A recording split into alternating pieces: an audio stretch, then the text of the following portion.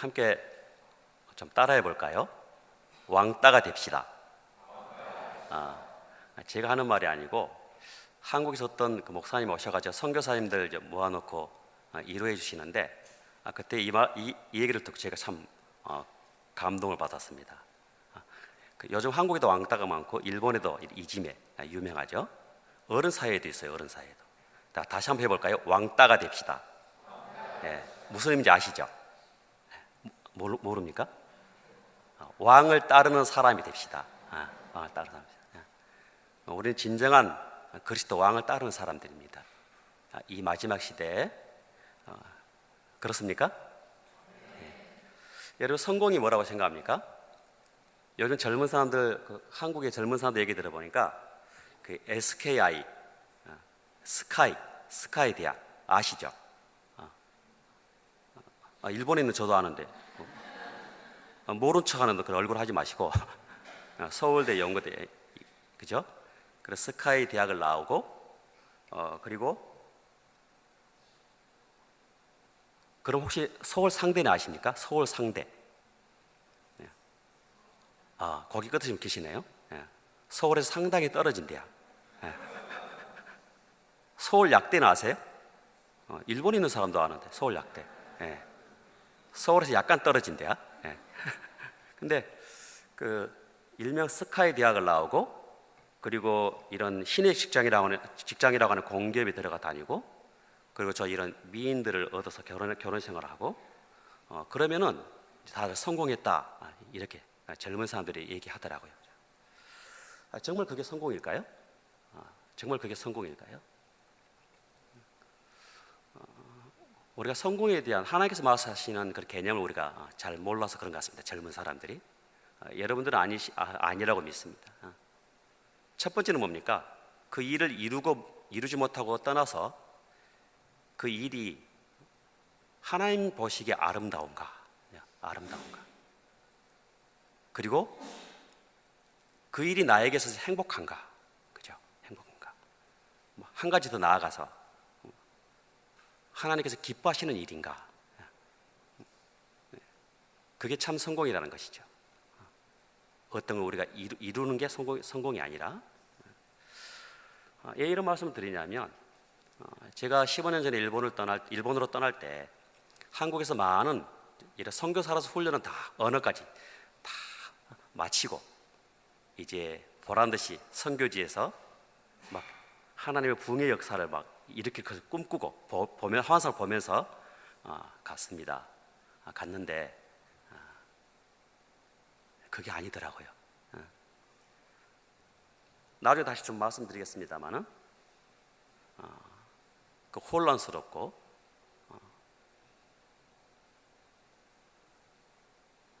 그리고 막 가슴이 찢어지는 고민할 수밖에 없는 그런 아픔들이 있었습니다.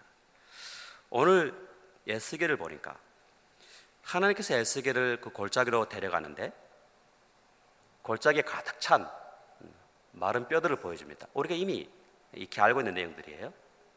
1절에 보니까 여호와께서 권능으로 내게 임재하시고 그의 영으로 나를 데리고 가서 골짜기 가운데에 두셨는데 거기 뼈가 가득하더라. 나를 그 뼈 사방으로 지나가게 하시기로 본즉 그 골짜기 지면에 뼈가 힘이 많고 아주 말랐더라. 그러니까 이 뼈들은 뭐예요? 이미 죽은 지 오래된 상태입니다. 그래서 본문은 두 가지를 강조해요. 뼈들이 아주 많다는 겁니다. 두 번째는 뭡니까? 매우 말랐다는 것이에요. 무엇을 의미합니까? 이미 죽은 지 오래되어서 소망이 전혀 없는 그런 상태인 것을 말씀해 주고 있죠. 죽은 지 이미 오래되어서 그 뼈들이 현실적으로 살아날 가능성은 없습니다. 제로입니다. 말라 비틀어졌어요? 그냥 마른 정도가 아니고 피창 말라 비틀어졌습니다. 무슨 소망이 있습니까? 그런데 하나님께서 그들을 향해서 누구라고 말합니까? 11절에 너희 이스라엘 민족이 이와 같이 바짝 마른 뼈들이라 이게. 이 뼈들은 이스라엘 온 족속이라. 그러니까 이스라엘은 특히 그 남유다는 바벨론에 망했잖아요. 나라가 없어져 버렸습니다. 그 예루살렘 하나님의 성전도 다 무너져 버렸고요. 모두가 다 포로로 끌려간 노예 생활을 하고 있습니다. 희망도 없고요, 소망도 없고 그냥 하루하루 그저 살아갑니다. 소망도 없고 희망도 없이 절망 가운데 살아가고 있는 그들을 향해서 너희는 이미 죽은 마른 뼈들이다, 이렇게 말씀해 주고 있습니다. 그들은 더 이상 소망이 없는 마른 뼈들이에요. 그들의 땅 또한 더 이상 소망이 없는 회복 불가능한 그런 마른 뼈들이고 황무지입니다. 그런데 그들을 향해 또 뭐라고 말씀합니까? 3절에 그가 내게 이르시되 인자야 이 뼈들이 능히 살겠느냐? 무슨 말입니까? 어떻게 그런 일이 일어날 수 있어요? 주께서 원하시면 그럴 수 있습니다. 마른 뼈들 살아날 가능성이 아예 0%. 죽었을 뿐만 아니라 이미 바짝 말랐습니다. 소생 불가능. 그런데 어떻게 그런 일들이 일어납니까? 하나님 아버지께서 하시면 된다는 것입니다. 성령의 기름 부심을 받으면 된다고 말씀하시는 거예요. 우리가 성령의 기름 부심을 받으면 얼마든지 저나 여러분 놀라운 일들이 일어납니다. 믿습니까? 그래서 1절에서 강조하고 있는 게 성령의 권능이라는 단어고요, 9절에서도 생기를 주시는 성령님을 말씀하고 있어요. 그리고 10절에 대언하니까 성령의 권능이 임하고 성령의 기름 부심이 임하니까 마른 뼈들이 살아나는데요, 그냥 강한 군대로 일어납니다. 강한 군대로. 9절 10절 다시 한번 보시겠어요? 인자야 너는 생기를 향하여 대언하라, 선포하라, 이 말이죠. 생기가 그들에게 들어가며 생기야 사방에서부터 와서 이 사망을 당한 자에게 불어서 살게 하라. 생기가 그들에게 들어가며 그들이 곧 살아나 서는데 극히 큰 군대더라. 그러니까 생기의 영을 받을 때 나타나는 모습이 뭐예요? 살아 움직이는 그리스도인이 된다는 것이에요. 활력이 넘치는 그리스도인. 골짜기 마른 뼈들이 움직이지 않은 존재들입니다. 바짝 말라서 이미 죽은 존재들이에요. 그런데 성령의 생기를 받으니까 모두가 일어나 움직이기 시작하는데, 활동하기 시작하는데 활력이 있습니다. 활기가 있습니다. 이게 성령의 기름 부심 받은 사람들의 특징입니다. 우리가 예수를 믿어도 교회를 다녀도 힘이 없고 찌들린 분들 많잖아요. 그러나 성령의 생기가 들어가면 달라져요. 아멘. 예수님의 제자들이 주님을 부인하고 도망친 후에 한동안 영적 침체에 빠졌습니다. 무기력하게 다락방에 숨어 있었을 때 부활하신 주님이 가장 첫 번째 나타나셔 첫 번째 하신 말씀이 저희를 향해 숨을 내쉬며 가라사대 성령을 받으라. 제자들 한순간에 잃어버린 활력을 되찾습니다. 심지어는 오순절 다락방에 성령의 기름 부심을 받아 성령 세례를 받고 기름 부심이 임하니까 어떻게 됩니까? 살아 움직이는 땅끝까지 목숨을 걸고 복음을 전하는 세상에 감당치 못할 살아있는 춤추는 인생들로 변해버리죠. 둘째는 특징이 뭡니까? 영향력을 발휘하는 그리스도인이 된다는 것이에요. 영향력을 발휘하는. 어때 리더가 돼야지만 영향력을 발휘합니까? 저는 청년들에게 또 성도들에게 늘 그렇게 설교합니다. 내가 비록 월급을 받아먹는 종업원이라 할지라도 자꾸 월급을 기다리고 그 월급 때문에 일한다면 노예다.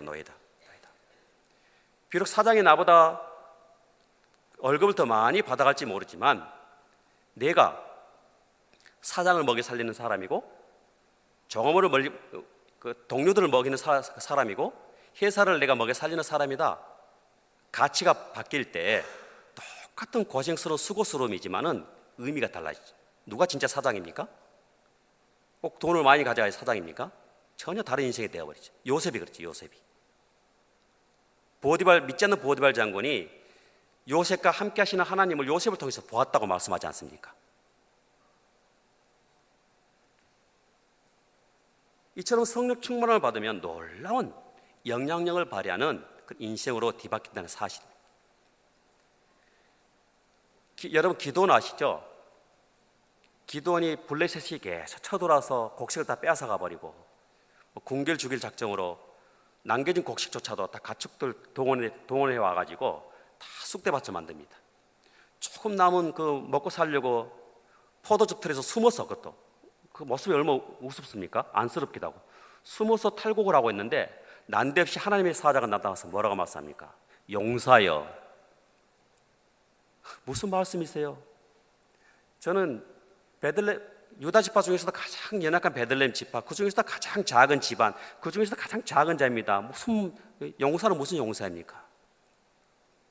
근데 왜 용사로 말씀합니까? 아니야, 하나님이 너와 함께 하시기 때문에.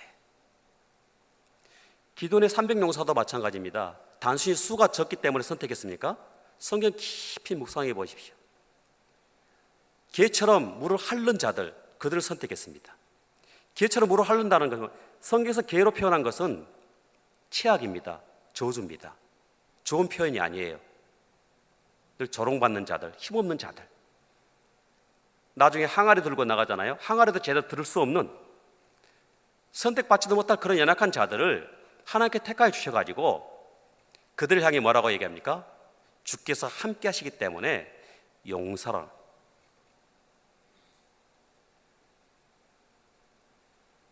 미가서 5장 2절에 하나님께서 그렇게 미가 선지자를 통해서 얘기합니다. 베들레헴 에브라다야, 너는 유다 족속 중에서 작을지라도 이스라엘을 다스릴 자가 네게서 네게로 나올 것이라. 그렇게 이루어 주시죠. 너희가 작지만은 이곳에서 이스라엘 다스릴 자가 메시아가 나올 것이다. 그러나 예수님께서 직접 오셔가지고는 그 똑같은 말씀을 바꿔주십니다. 마태복음 2장 6절에서 유대 땅 베들레헴아, 너는 유대 고을 중에서 가장 작지 아니하도다. 가장 작지 아니하도다. 왜요? 너에게 산 다스리는 자가 나와서 내 백성 이스라엘의 목자가 될 것이기 때문에. 무슨 말씀입니까? 우리가 보통 영향력 있는 그리스도인 큰 군대 그러면 우리가 자꾸 사이즈나 숫자만 생각하게 됩니다. 1000명, 10,000명 되는 군대가 있다 치더라도 그 군대가 오합지졸이거나 연약한 병사들이라면 그게 무슨 강제적 군대입니까? 특공대가 더 무섭잖아요. 우리가 10명이라 할지라도 50명이라 할지라도 100명이라 할지라도 숫자 관계없이 한 명 한 명이 우리가 강한 군대로 일어설 때, 그리고 모아질 때 그게 강력한 군대이죠. 우리가 자꾸 여러분 숫자에 속으면 안 됩니다. 사이즈에 속으면 안 됩니다. 저는 이 장영산대교가 이 지역에서 복대가 아름답게 건강하게 이렇게 세움받는다는 게 얼마나 감사한지. 여러분 기억하십시오. 내가 연약하고 작을지라도 이 교회가 다른 도심지에 있는 그런 교회들 10분의 1, 100분의 1도 안 된다 할지라도 우리 주님께서 함께 하십니까? 그러면 우리가 작지 아니합니다. 바울 사도가 우리에게 더 명확히 얘기해 주고 있습니다. 요한일서 4장 4절에서 암송하신 분들도 계시잖아요. 자녀들아, 너희가 하나님께 속하였고 또 그들을 이겼다. 왜? 너희 안에 계시니까 세상에 있는 자보다 크시기 때문이다. 아멘. 저와 여러분이 그러한 존재들이라고 말씀해 주겠습니다. 아니, 우리가 속한 교회가 그러한 존재의 교회라고 말씀해 주십니다. 그래서 우리가 할 일은 무엇입니까? 우리가 믿음으로 선포하면 되는 것입니다. 주께서 우리에게 선포하기를 원하세요. 우리가 성령 충만함으로 믿음으로 선포하는 것입니다. 9절 다시 한번 보십시오. 인자여 너는 생기를 향하여 대언하라, 선포하라 이 말이죠. 생기야 사방에서부터 와서 이 사망을 당한 자에게 불어서 살게 하라. 그러니까 10절 어떻게 됩니까? 뼈들이 갑자기 일어나서 막 서로 맞춰지는데요, 살점이 붙고요. 생각해 보세요. 뼈만 그냥 일어나서 붙고 살점이 없고 뼈만 붙어서 일어난다면 얼마나 징그럽습니까? 차라리 일어나지 않는 것보다 못하죠. 그러나 살이 붙고 근육이 붙고 힘줄이 붙고 강한 군들이 일어서는 거죠. 제가 일본 간 지 이제 15년째인데요. 부푼 꿈을 또 불러주심에 대한 그 감사와 감격으로 그 땅을 밟았습니다. 그래 몇 년 전에 많이 혼란스러웠어요. 저도 한국에서 이런 뭡니까? 자꾸 많은 영혼들을 막 일본에서 막 일으키고 엄청나게 교회를 이렇게 세우고 그런 거 꿈꾸고 갔거든요. 또 그렇게 배웠고. 그런데 제가 처음에 생각했던 거와는 달랐습니다. 정말 그곳을 인내하지 않으면 견딜 수 없는 땅입니다. 주께서 오래 참으시고 인내하신 그걸 깨닫지 못하고 배우지 않으면 할 수 없고 더 되돌아와야 됩니다. 그런데 너무 혼란스러웠습니다. 내가 제대로 하고 있는지, 바르게 하고 있는지, 제 30대, 40대 인생의 가장 황금 시기를 이곳에 투자하고 있고요. 일본에서는 제 생활비도 빠듯하다고 하지만은 한국에서는 엄청난 돈을 투자해서 보내고 있습니다. 그 돈을 써가면서 내가 이곳에 있어야 될 이유가 뭔지, 정말 바르게 하고 있나, 정말 너무나 고통스럽습니다. 고통스러웠어요. 그러나 하나님께서 평상시에 알고 있는 말씀이고 애우고 있는 말씀이고, 아침 새벽 기도 때 말씀 묵상하는데 하나님께서 이 말씀으로 인자야 이 뼈들이 살아나겠느냐, 꼭 제 뒤통수에 대놓고 말씀하신 것처럼 뇌마의 음성으로 깜짝 놀라서 주님이 하시면 되죠, 똑같은 말씀으로 뒤돌아보는데 당연히 안 보이죠. 저만 그런 것이 아니라 저희 새벽 기도 저희 부부만 하니까 따로따로 말씀 묵상하고 같이 기도하는데 똑같은, 아내에게도 똑같은, 그러면서 말씀해 주시기를 이곳에서 너희가 예배자로 있어 주어서 고맙다. 음성이 아닙니다. 내 느낌도 아니에요. 표현할 수 없습니다. 하나님의 명확하니 감사도 아니고 감사하다도 아니고 고맙다. 아까 우리는 예배자입니다. 그래서 더 새롭게 적겠다고 했습니다. 이곳에서 한 사람의 예배자로 말미암아 이 땅이 유지되고 보호되고 있구나. 여러분의 예배로 말미암아 여러분의 가정과 이 지역이 유지되고 보호되고 있을 수 있습니까? 그게 첫 번째입니다. 그리고 너처럼 부채진 소수의 인원들을 거룩한 예배자로 세워주기를 원한다. 그때 많은 회개의 눈물을 흘렸습니다. 하나님께서 하시는데 왜 내가 이 상황과 환경을 바라보면서 소망이 없다, 안 된다, 도저히 불가능하다. 그때 그런 질문을 하게 됐습니다. 내가 그때 그 고민 중에 하나가, 내가 이 열정으로 한국도 어렵다고 하지만 한국에 돌아가서 하게 되면은 이것보다는 낫겠다, 그런 교만한 마음이 들었습니다. 그러나 하나님께서 하신 말씀은 내가 어떠한 재능으로 하나님께 더 많은 것들을 올려드릴 수 있을까, 그것보다도 지금 내가 있어야 할 것, 하나님께서 나에게 가장 원하시는 것이 무엇인가, 그 질문이 가장 정확했습니다. 우리는 많은 열매대로 많이 드러나는 것들로 우리가 자꾸 하나님께 우리 영광 올려드린다고 생각합니다. 그래서 정말 하나님께서 원하시는 것은, 그것도 나쁘진 않지만 더 정확한 것은 지금 하나님께서 나에게 원하시는 것이 어떠한 것이고 원하시는 것이 무엇인지, 하나님께 여러분이 주신 이 지역교회를 복되고 아름답게 섬기고 지키는 것이 얼마나 귀한 것인지 모릅니다. 하나님께서 다 지켜보고 계십니다. 그런 놀라운 것은요, 몇 개월 뒤에 한국을 방문하게 됐는데 어떤 자매가요, 평상시에 연락도 없는, 주고받지 않는 그런 자매입니다. 아까 그런 이 말씀 주께서 주신 이 내용도 우리 부부 외에는 누구에게 한 적도 없어요. 그런데 이제 선교사인 제가 어떻게 생각할까 봐 모르니까 부끄러운 그런 얼굴로 와서 조심스럽게 얘기합니다. 선교사님, 새벽 기도에 갔는데 하나님께서 선교사님께서 그곳에 예배자로 있어준 것만도 고맙답니다. 소름 돋지 않아요? 하나님께서 확인시켜 주듯이 내가 왜 그거에 있어야 될 것인지, 있어야 하는지. 그리고 뒤돌아보니까요, 하나님께서 지금까지 입히시고 먹이시고 마시우게 하시고 다 하신 거예요. 있어야 될 이유가 있는 거예요. 하나님께서 그 땅을 절대 포기할 수 없습니다. 그 땅은요, 언젠가 돌아오면은요, 한 명, 두 명이 아니고 그 문화가 그렇습니다. 무더기로 집단으로 돌아오게 되어 있습니다. 문화 구조 그래요. 단적인 예로 일본의 팩스기가 맨 처음에 들어갔을 때요, 일본 사람들은 항상 관망합니다. 절대 서두르지 않습니다. 조심스럽습니다. 지켜보다가 전부 다 하는 분위기면 하는 겁니다. 그래서 그 팩스기 회사가 머리를 써가지고 회사에 다 그냥 돌려버렸어요. 그게 5%가 넘어가니까 일어나는 현상이 이거 안 쓰면 안 되는구나, 해야 되는가 보다. 그리고 팩스기가 막 전체적으로 다 보급되어 버린 거죠. 일본 목사님이 말씀하신 거예요. 일본은 5%입니다. 5%만 크리스찬이 생기면 집단으로 넘어오게 되겠습니다. 저도 믿습니다.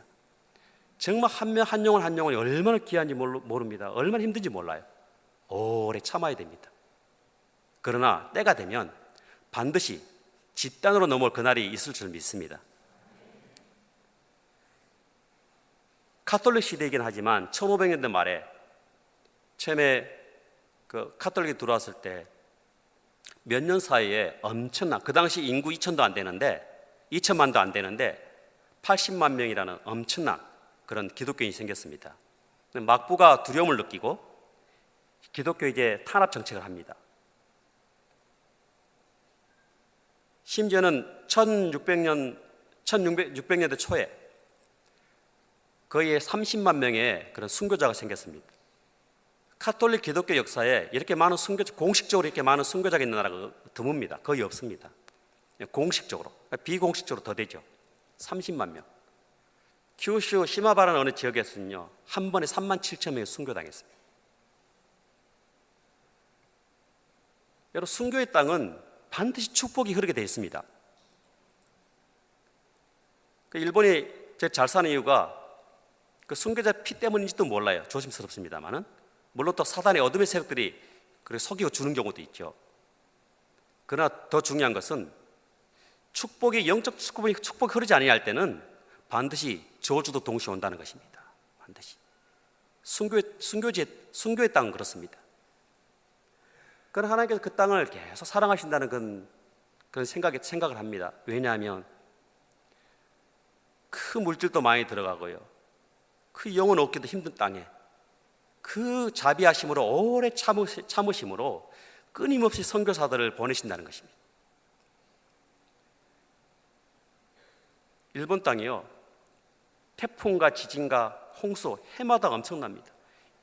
지난주 월요일 날도 그 6.1, 5.9라고 나왔습니다만은 엄청난 지진이 일어났습니다. 인명피해도 나고요. 그런데 이런 일들이 수시로 있습니다. 작년에 우리 한국에도 경주, 포항에 지진이 있었죠. 많은 피해가 있었죠. 일본의 그 정도 지진은 끄떡하지 않습니다. 수시로 일어나니까요. 그 정도는. 그 정도 일어나면 저희들은 제 스스로 말입니다만 즐깁니다. 그냥 좀 심하면 멀미 날 정도. 그러나 2011년도 그 동북 지역의 그 지진, 3월 11일 그 지진을 경험하고 나서는요, 지진이 이렇게 무서운 건지 제가 처음 알았습니다. 제 막내가 실업증은 아니지만 그 당시에 초등학교 3학년 상황, 벌써 고등학교 1학년 되었네요.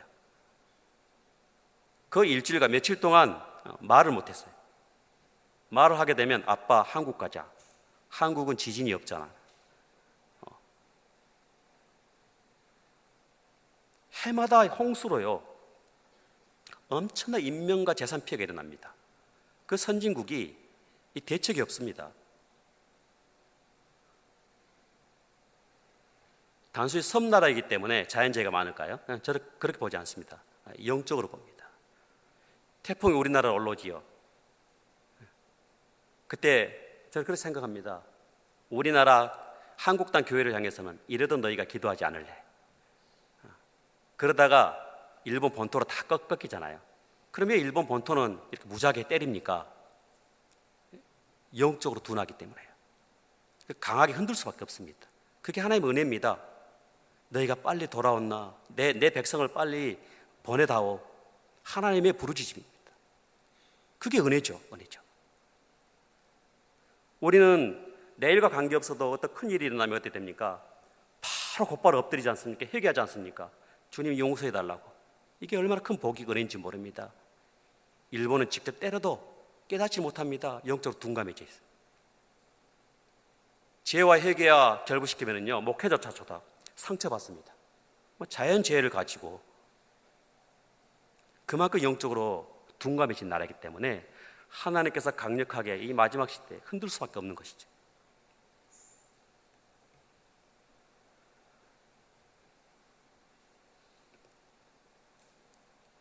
일본 땅이 기독교 박해가 얼마나 심했냐면 10년, 20년도 아니고요.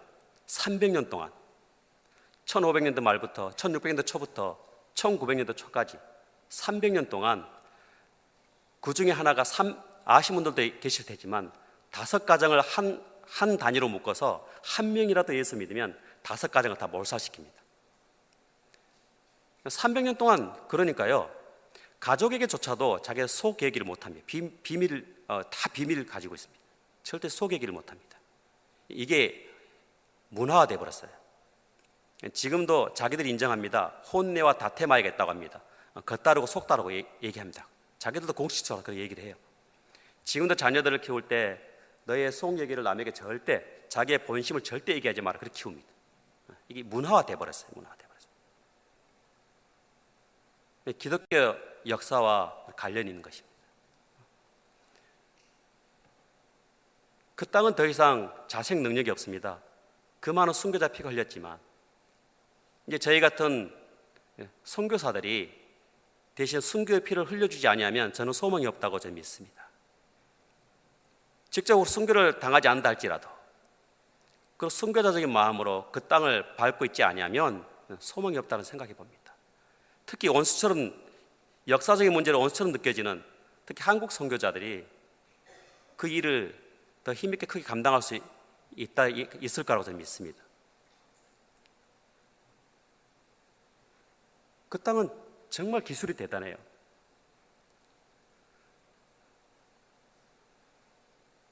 그 일본의 그 동경에 가면 스카이트리라고 세계에서 가장 높은 탑이 있습니다. 도쿄타워 딱 2배입니다. 도쿄타워가 333m, 스카이트리는 634m, 딱 2배입니다. 2011년 3월 11일 지진이 일어난 전날 3월 10일 어떤 일이 있었냐면 이 스카이트리 이 탑이 외관이 완공이 되고요. 이제 세계를 향해서 자기들의 기술력을 이제 자랑하려고 홍보를 시작했습니다. 방송으로. 순수 자기 자본으로, 순수 기술. 건축 전공하신 분이 그러더라고요. 그 목사님이. 그 좁은 공간에 그렇게 높은 탑을 쌓는 것은 굉장히 고도 기술이랍니다. 넓은 면적에 큰 높은 그 건물 세우는 것보다 더 고도의 기술이랍니다. 자기들 프라이드를 가질만 하고 자랑할 만도 하죠. 그런데요, 3월 10일 그 다음날 바로 그 엄청난 지진을 하나님께서 그리고 그 관심이 쏙 들어가게 그리고 정확히 1년 뒤에 이제 내부 공사까지 안공이 되고요. 그리고 그 안에 그 전망대에 올라가기 위해서 추천을 하는데요. 그것도 6만 원, 10만 원씩 내고 추천을 들어가는데 추천이 한 500딜입니다. 500딜. 근데 그날 오픈하는 날 어떤 일이 벌어졌냐면 그 전날까지 그 멀쩡한 날씨, 그래서 하나님께서 구름 기둥으로 다 덮여버렸어요. 그 안에 들어가도 아무 의미가 없어요. 안 보여요. 그 다음에 바람이 하루에 강풍이 몇 번 부니까 엘리베이터가 몇 번 멈춘 줄 모릅니다. 하나님이 하신 일은 놀랍습니다. 그래서 제가 저녁 6시 50분경에 밥을 먹으면서 TV를 켰는데 이제 이루미네이션 그 점등식 하지 않습니까? 10, 9, 8가 제로 하는데 불이 안 켜지는 거예요. 10분을 방송을 기다리다가 화가 났던지 자기들 그 방송을 다른 걸로 또 바꿔버리더라고요. 그때 원자력 기술도 대단하죠. 초기에 막을 수 있었습니다. 하나님께서 그 리더들의 국가의 리더들의 지혜를 거두어버리니까요. 감당을 못하는 거예요. 지금도 감당을 못합니다. 지금도. 여러분 모든 지혜가 아버지 하나님께 있는 걸 믿습니까? 그들이 그걸 모르는 거죠. 그들의 자존심이 프라이드가 무너져야 됩니다. 그 바벨탑 같은 그것들이 무너져야 돼요. 그 탑이 무너지라고 그래 기도하면 안 되겠죠. 그러면 엄청난 인명피해 있잖아요. 그게 아니라 그들의 자존심과 그들의 그 프라이드가 무너지게 해달라고 기도해야 됩니다. 그렇지 않고는 그 땅에 정말 주께로 돌아오기가 너무 어렵습니다. 정말 제가 일본에서 한국에서 큰 교회에 있다가 일본을 갔는데요. 한국에서 한 영혼이 귀함이 얼마나 소중한지 우리가 알잖아요. 매주 슬리퍼짝 붙잡고 오늘도 지각하나 아니면 오늘도 오나. 하나님께서 그 땅에 한 영혼을 얼마나 귀하게 기다리시는지 눈물 흘리며 아버지의 마음이 어떤 것인지를. 아픔이 있지만 그게 기쁨이었습니다. 일본 목회자들이 처음에는 제가 못 모르고 속으로 참 믿음 없다고 생각했습니다. 한국 땅에 역사하시는 하나님, 일본 땅에 역사하시는 하나님 똑같은 하나님이신데 우리가 믿음으로 나아갈 때 믿음의 역사가 일어나는데 그러한 마음으로. 그러나 그 문화 속에서 그분들이 목회자를 헌신한 그 자체가 엄청난 것입니다.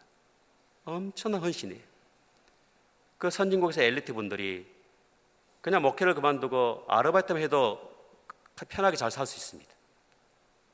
사회가 그렇게 만들어져 있습니다. 그러나 그 자녀들이 다 상처를 입고요. 그 자녀들이 교회를 떠나가요. 아픔 속에서도 그 주의 복음을 그들의 방법으로 최선을 다해 외치는 그분들. 작년부터 제 기도 제목이 하나 새롭게 생겼습니다. 처음에는 이 땅에 많은 교회들을 세워주고 또 일본 교회를 위해서 많은 일들을 하고 그런 생각을 했었는데, 감히 했었는데 그게 아니라 정말 하나님 아버지 이분들과 평생 이곳에서 이 애로운 분들 함께 이루어져가 되고 함께 이곳에서 선교사로서 사역을 안수할 수 있도록 기회를 달라고. 저희 부부가 몸이 아프기 시작하니까 갑자기 그런 기도 제목들이 나오더라고요.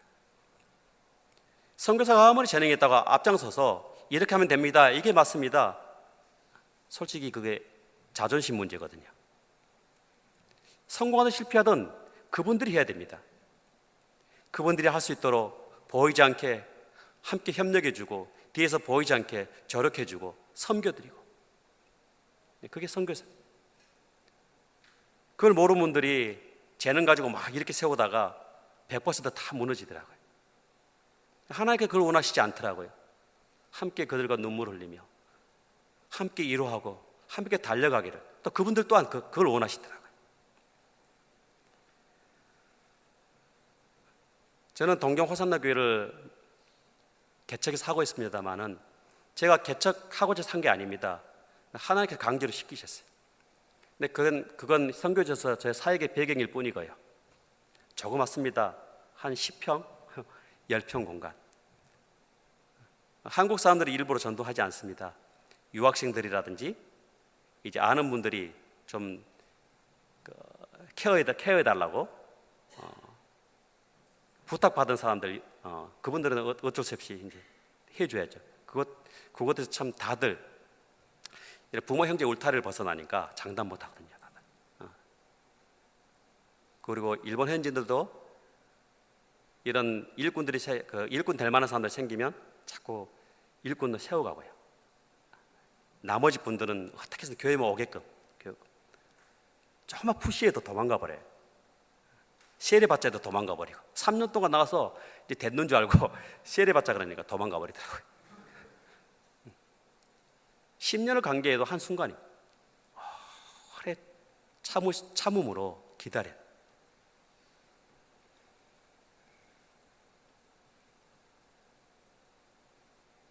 그 신학생들도 신학교 졸업하면 우리 교회보다 크지만은 순수 일본 목회자가 목회하는 그런 교회로 보내주고요. 일본 목회자들이 일본 교회를 세워가야 되기 때문에, 저는 돕는 자일 뿐이기 때문에.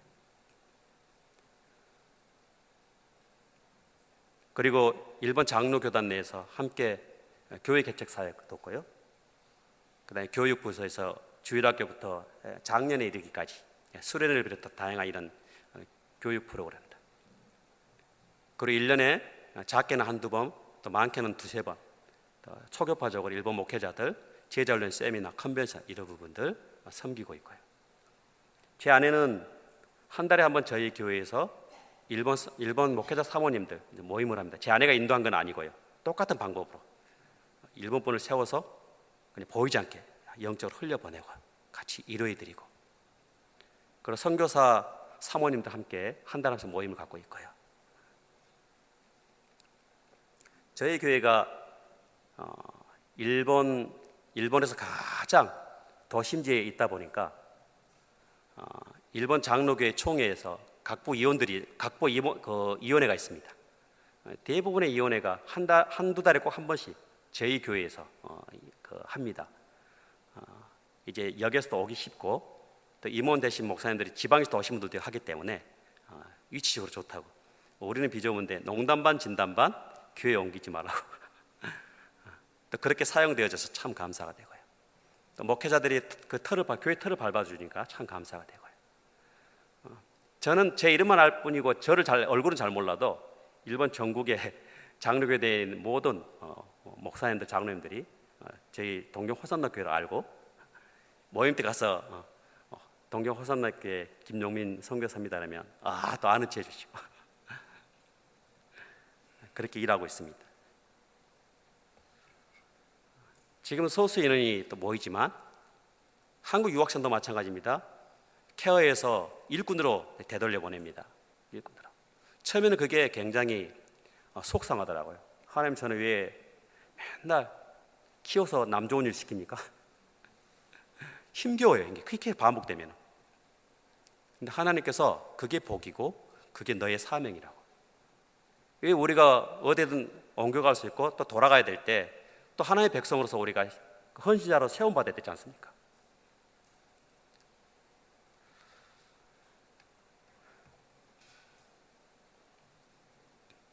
하나님께서 저희가 그 땅에서 부족하지만 평생 그들과 함께하기를 원하신다는 사실을 이제 깨달았습니다. 할 수만 있다면, 소원이 그곳에서 제 선교 사명을 마치길 원합니다. 여러분 꼭 기도해 주십시오. 아파도 좋습니다. 그곳에서 하나님께 주신 그 소명을 그곳에서 완수하기까지 꼭 기회를 달라고 기도 부탁드립니다. 여러분, 우리가 신앙생활을 하면서 또 삶을 살아가면서 이 골짜기의 마른 뼈들처럼 정말 우리가 공허하고 힘든 그런 시절과 시기들이 늘 있습니다. 있어 왔고요. 앞으로도 있을지 모르고요. 지금 겪고 계신 분도 있을 수 있습니다. 그러나 중요한 건 무엇입니까? 앞이 막막하 보이지 않고 깜깜하다 할지라도 하나님께서 우리에게 뭘 요구하십니까? 말씀으로 성령 충만함으로 늘 우리가 선포하기를 원합니다. 그래서 말씀 위에 성령 기름 부심 받고 우리가 정말 활력 있는 그런 크리스찬으로 일어서기를 원합니다. 단순히 잘 먹고 잘 살기를 원하지 않습니다. 그것은 절에 가도 있고요, 신사에 가도 있습니다. 정말 하나님께서 우리에게 어떤 인생이 되기를 원할까요? 우리가 잘 먹고 잘 사는 것은 하나님께서 알아서 주실 덤입니다. 덤. 근데 우리는 덤의 목적이 있잖아요.